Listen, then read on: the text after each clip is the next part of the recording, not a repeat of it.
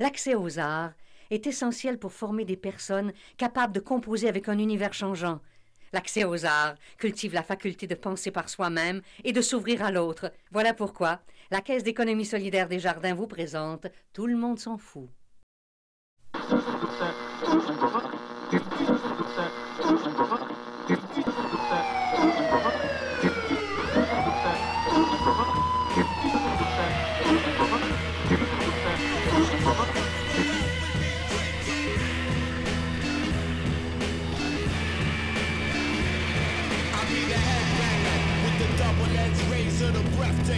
Dragon Slayer, Slash Savior, Assassinator, Flamethrower, Fascinator, my dagger blade, Cascade and Castivator, Captivator, Spectator, Activator, Palladius, back, they pay me in stacks of paper, Aggravated, Assault, Hulk, the bat, the strangers, the Strangler, Lone Ranger, Devil, Devastator, Educated Rebel with the heavy metal flavor, levels is elevated to decibels of danger, Folks from the generator blow the detonator, decimate the place and left the radius a crater. I cater to the greater entertainer and blaze the remainder with the energy of anger. Celebrate the makeup, I mutilate later and play a naysayer like an amplified bass player.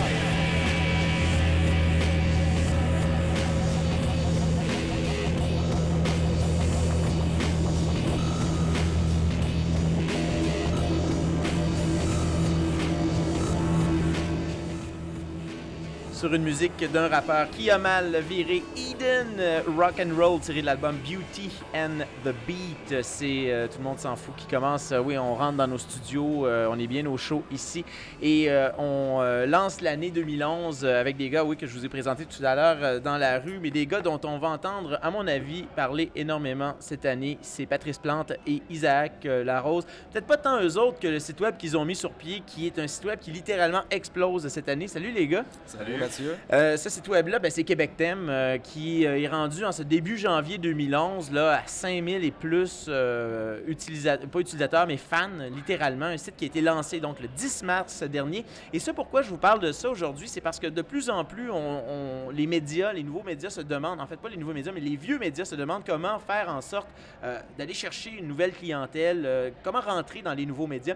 Et je pense que la recette que les gars ici, que Isaac et Patrice ont mis au point au cours des derniers mois, va peut-être intéresser énormément de gens qui travaillent dans les médias et qui se demandent comment faire de la culture, comment parler de la culture en 2010. Québec Thème, c'est parti en mars donc dernier. Vous êtes les deux issus, pas vraiment du monde de la communication, toi des hautes technologies et Isaac du marketing. Pourquoi vouloir rentrer dans le monde de la culture si c'est pas là où vous avez étudié? Bien, je pense que pour commencer, c'est juste par passion. C'est pas... On a décidé de parler, dans le fond, de tout ce qui nous faisait triper dans la ville de Québec. En gros, c'est pas mal ça. Puis on a décidé de s'entourer de gens qui sont passionnés, chacun de leur discipline différente. Comme Patrice, qui est vraiment un foodie, qui capote sa bouffe. Moi, je trippe vraiment en mode design d'intérieur, voyage et tout de même. Puis on s'est entouré de gars qui trippent de skate, des gars qui trippent de snow, puis de filles qui trippent sur la culture. Puis on a décidé de... Il n'y a pas de filles qui trippent sur le snow, là? Puis on a décidé de prendre tout ce beau monde-là, de les réunir ensemble, puis de parler de qu'est-ce qui nous fait tripper dans la ville de Québec. Oui, tout simplement. Tout simplement, et de le faire d'un nouvel aspect. Personnellement, moi, ce qui m'a toujours moins recherché, ce qui est venu moins me chercher finalement dans l'information moderne, si on peut dire, là, les médias écrits, la télévision. Les vieux médias. Les vieux médias, disons-le, mais c'est souvent de l'information, c'est du sensationnalisme, c'est péjoratif, c'est souvent de l'information très factuelle. Puis moi et Isaac, on est deux passionnés de la vie, passionnés de notre ville. Donc, on voulait vraiment aller chercher un média vraiment positif qui s'adresse vraiment pour donner le goût de vivre la ville et de le faire, pas d'une façon un peu drabe, là, si on veut. Là. Donc, de le faire avec de la personnalité. On est très rigoureux sur la langue, sur les articles qui sont mis, mais on laisse beaucoup de liberté pour s'éclater dans la forme, dans les mots, les anglicismes, etc. Là. Jouer un peu joual même pour certains. Oui, c'est ça. En fait, c'est le joual. Sur certains articles, c'est du joual version 21e siècle. Mais parlons de votre rapport aux vieux médias, parce que c'est quelque chose, ça, qui est en train de changer vraiment radicalement. Et on regarde la jeune génération. D'ailleurs, c'est très drôle quand on demande aux gens qui ont 20 ans ou plus, là, c'est pas vieux 20 ans ou plus, s'ils connaissent Québec Thème. C'est pas toujours le cas, même si vous avez énormément de fans. J'ai l'impression que vous allez vraiment chercher là, une génération qui va être être celle qui va bouleverser la manière dont on consomme les médias, dont on consomme la culture. Est-ce que vous avez l'impression que c'est ces gens-là là, qui vont vraiment faire cette révolution-là, que vous vous adressez à ces gens-là?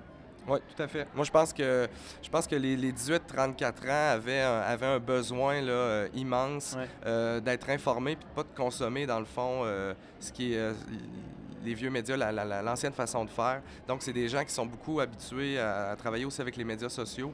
On a beaucoup travaillé ça pour justement aller les rejoindre, ces 18-34-là, qui consomment plus beaucoup de télévision, faut se le dire, beaucoup de web et beaucoup de fils de nouvelles. Le newsfeed de Facebook, le monde se nourrissent beaucoup de ça. Donc, on essaie, dans le fond, de parler leur langage puis d'aller les rechercher dans ce qu'ils aiment, là. Puis on essaie de leur parler aussi. Encore une fois, ça vient un peu de la passion. Je veux dire, moi, personnellement, j'ai pas de télé chez nous. J'ai un projecteur, j'écoute des films, mais sinon, le reste du temps, ben je check sur le net.